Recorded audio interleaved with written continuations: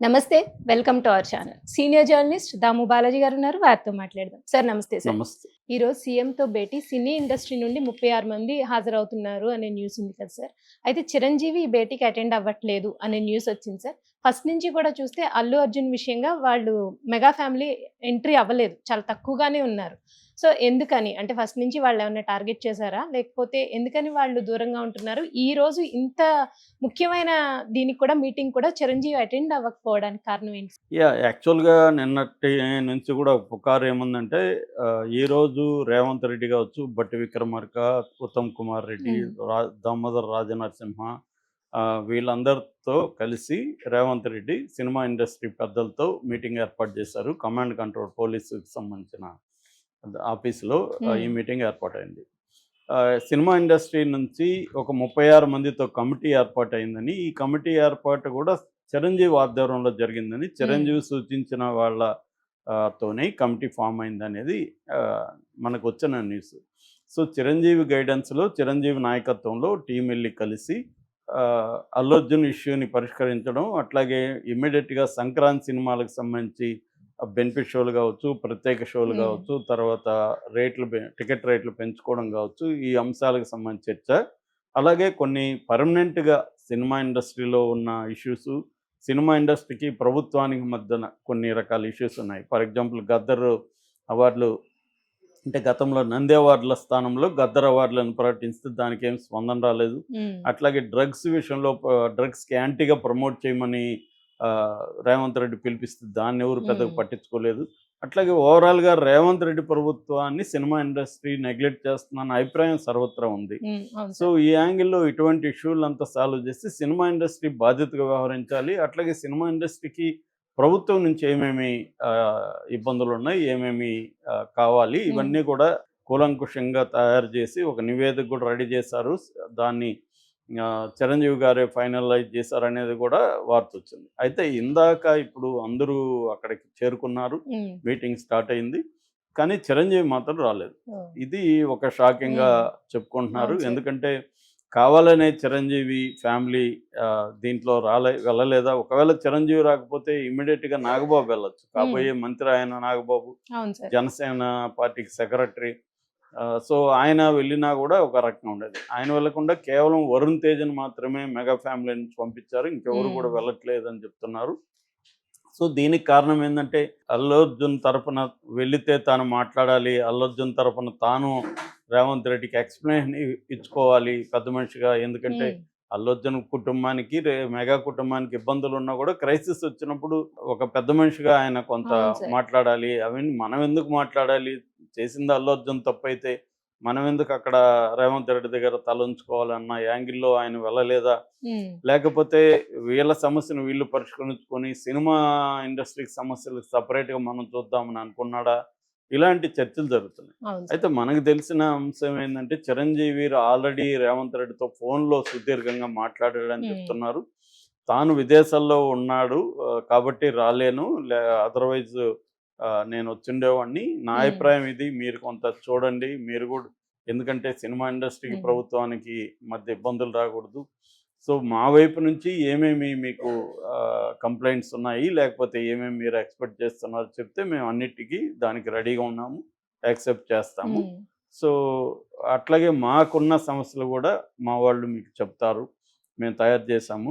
నా సూచనల మేరకే కమిటీని గూడా ఫార్మ్ చేశానని చెప్తున్నారు. హ్మ్. ఇప్పుడు అక్కడికి వెళ్ళినోళ్ళలో ప్రధానంగా ఏందంటే ఇటు అల్లు అల్లు అరవింద్, అల్లు ఫ్యామిలీ నుంచి తర్వాత ఎట్లాగో 'దిల్ రాజు' హ్మ్. ఆయనే గాబట్టి దీనంతా అవును కోఆర్డినేట్ సార్. చేస్తుండేది 'దిల్ రాజు' ఉన్నారు.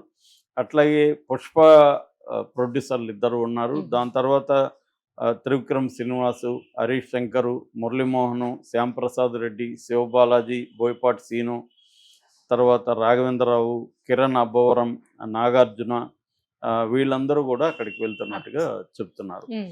సో, ఆల్రెడీ నాగార్జున గూడా ఈ ప్రభుత్వంతో ఇబ్బందులు ఎదుర్కొన్నాడు. అవును సాక్షాత్తు సార్. వీళ్ళ ప్రభుత్వంలో మంత్రినే నాగార్జున ఫ్యామిలీని చాలా దారుణంగా కామెంట్లు చేశారు. అయినా గూడా ఆమె నాగార్జున ఫ్యామిలీకి సారీ చెప్పలేదు. ఓన్లీ సుమంతకు మాత్రం అది గూడా సమంతకి. అది సమంత. గూడా హ్మ్. సారీ చెప్పలేదు గానీ హ్మ్. వ్యాఖ్యలను వెనక్కి హ్మ్. తీసుకుంటున్నాను. నేను ఇలాగా అనలేదు. ఏదో ఎక్స్‌ప్లనేషన్ ఇచ్చారు. అవును సార్. సో, ఆమె మీద గూడా ఎటువంటి చర్య రేవంత్ రెడ్డి ప్రభుత్వం తీసుకోలేదు. హ్మ్. పైగా ఎక్కువ ఇంక చాలులే మీరు ఆపండి అన్నట్టుగా ఇండస్ట్రీని వాళ్ళు నిందించారు. సో ఈ రకంగా ఉన్నప్పుడు అట్లాగే రేవంత్ రెడ్డి ప్రభుత్వానికి కూడా నేషనల్ మీడియాలో కూడా విపరీతంగా నెగిటివిటీ వచ్చింది. అవును సార్. ఆ విషయంలో కూడా రేవంత్ రెడ్డి కోపంగా ఉన్నాడు. అంటే అల్లు అర్జున్ ఫ్యామిలీకి ప్లాన్డ్ గాని నేషనల్ మీడియాలో దీన్ని హైలైట్ చేసింది అని. సాక్షాత్తు కమిషనర్ సిబి ఆనందే నేషనల్ మీడియా డబ్బులు కమ్ముడు పోయిందని విమర్శించి మళ్ళీ మరుసటి రోజు సారీ చెప్తూ ఆయన ట్వీట్ కూడా చేశాడు. ప్రజెంట్ ఆయన లీవ్లో విదేశాలకు వెళ్ళాడనే వార్తలు కూడా వస్తున్నాయి.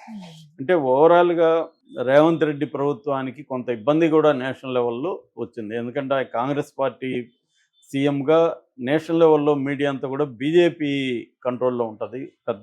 మెజారిటీ మీడియా బీజేపీకి అనుకూలంగా ఉండే మీడియాని. అందువల్ల ఈ ఇష్యూని వాళ్ళు కాంగ్రెస్ వర్సెస్ సినిమా ఇండస్ట్రీగా టర్న్ చేసేసారు.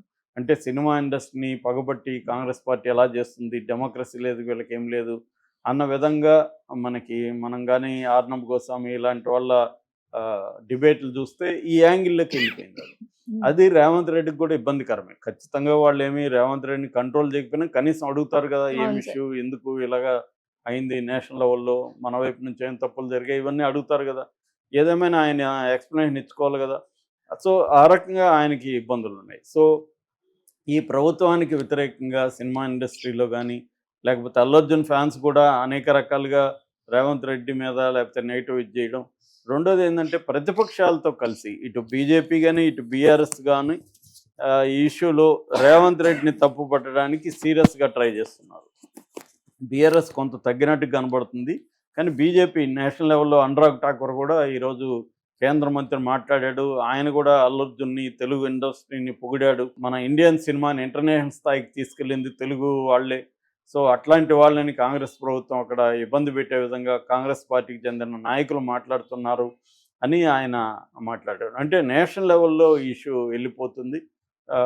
అందువల్ల కూడా రేవంత్ రెడ్డికి కూడా ఇది అవసరం. దీన్ని ఇక్కడ ఆయనకు మంచి పేరే ఉండొచ్చు ఈ ఇష్యూలో. ఓవరాల్గా రేవంత్ రెడ్డి కొంతమంది మనగాడ అనుకునేవాళ్ళు, రేవంత్ రెడ్డి మగాడ్రా బుజ్జి అనే టైప్లో మాట్లాడేవాళ్ళు, లేకపోతే సినిమా ఇండస్ట్రీకి జలక్ ఇవ్వాలి అని అనుకునేవాళ్ళు, వీళ్ళందరూ బాగానే ఉండొచ్చు. కానీ నేషనల్ లెవెల్లో రేవంత్ రెడ్డికి ఒక నెగిటివ్ కనోటేషన్, నెగిటివ్ ఇది వెళ్ళింది. సో అది కాంగ్రెస్కి వెళ్ళింది. నిజానికి రేవంత్ రెడ్డి పర్సనల్గా కంటే కూడా Congress party versus cinema industry అన్న నెరేటివ్ వెళ్ళి అంటే అంతర్జాతీయ ఖ్యాతి తీసుకొని వచ్చిన అల్లు అర్జున్ లాంటి వాళ్ళని కాంగ్రెస్ ప్రభుత్వం ఎంత ఇబ్బందులు పెడుతుంది చూడండి. మేమేమో మోడీ ప్రభుత్వంలో ఏమో ఆయనకి నేషనల్ అవార్డు ఇచ్చాము, అల్లు అర్జున్కి, చిరంజీవికి జీవిత సాఫల్య పురస్కారం ఇచ్చాము. కానీ వీళ్ళు చూడండి ఎంత ఇబ్బంది పెడతారు.